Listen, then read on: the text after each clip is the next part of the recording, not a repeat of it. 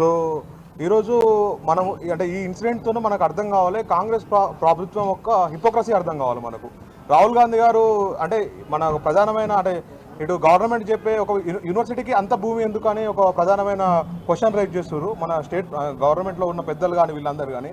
మీరు అందరూ అర్థం చేసుకోవాల్సిన విషయం ఏంటంటే రాహుల్ గాంధీ గారు చదువుకున్న క్యాంబ్రిడ్జ్ 3000 ఎకరాలలో ఉంది, ఆయన డిస్కంటిన్యూ చేసిన హార్వర్డ్ కూడా 2000 ఎకరాలలో ఉంది.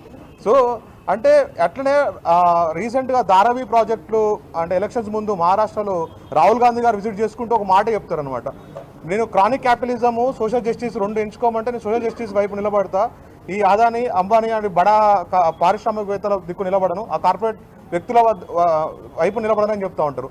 రాహుల్ గాంధీ గారు ఇక్కడ ఉన్న ప్రభుత్వం కూడా గుర్తుపెట్టుకోవాల్సింది ఏంటంటే హెచ్యూ లాంటి యూనివర్సిటీలు మాకు ధారావి లాంటివి తెలంగాణ నుంచి ఫస్ట్ జనరేషన్ అంటే అంటే వచ్చిన బడుగు బలైన వర్గాల విద్యార్థులకు అది హెచ్యూ లాంటి ఒక ధారావి లాంటి అక్కడ మేము ఇంక్యుబేట్ అయ్యి ప్రపంచంతో పోటీ పడగలుగుతున్నాం. ఇంకో సీరియస్ విషయం మనం అబ్జర్వ్ చేసుకుంటే అంటే ఇంకొక ప్రశ్న మనం లేవనెత్తుకోవాల్సింది తెలంగాణ సమాజంలో ముఖ్యంగా అంటే Telangana civil society only BRS regime ఉంటేనే పనిచేస్తుందా? సివిల్ సొసైటీ అనేది ఒక సెలెక్టివ్గానే ఉంటుందా? ఎక్కడ పోయినారు ఇప్పుడు ఈ మేధావులు వర్గం అంతా?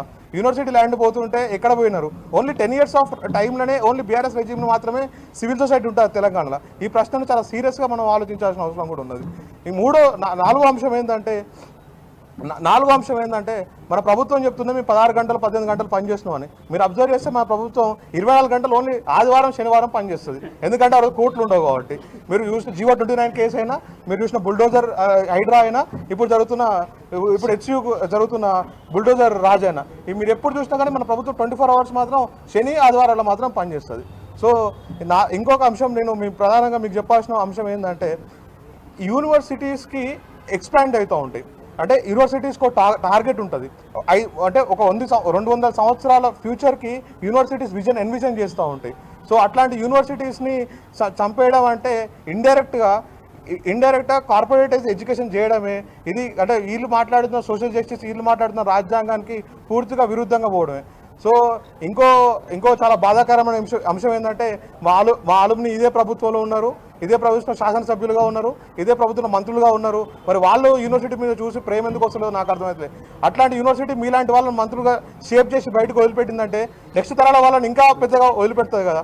సో ఈ విషయం మీరు ఖచ్చితంగా సో ఇప్పుడు మా ప్రధానమైన డిమాండ్స్ ఏంటంటే మా 400 acres ఆఫ్ యూనివర్సిటీ ల్యాండ్ ఏదైతే ఉన్నదో ఫస్ట్ ఆ ల్యాండ్ని గ్రీన్ జోన్గా ప్రకటించి ఆ ప్రభుత్వం కూడా దాన్ని 80% దాన్ని డిస్టర్బ్ చేయకుండా ఉండాలి. యాజ్ ఆఫ్ నో మమ్మల్ని అంటే మాతో పాటు ప్రశ్నించిన విద్యార్థులు ఎవరైతే ఇప్పుడు పోలీస్ కస్టడీలో రిమాండ్లలో ఉన్నారో వాళ్ళని తక్షణమే విడుదల చేయాలి. కాంగ్రెస్ ప్రభుత్వం ఈ నిరంకుశమైన వైఖరిని మాత్రం ఖచ్చితంగా వెనుకకు పోవాలి, లేకుంటే అది కోర్టులు ఖచ్చితంగా దీనికి జవాబు చెప్తాయి. విద్యార్థులు కూడా దాన్ని కొట్లాడటానికి సిద్ధంగా ఉన్నాయి. Thank you.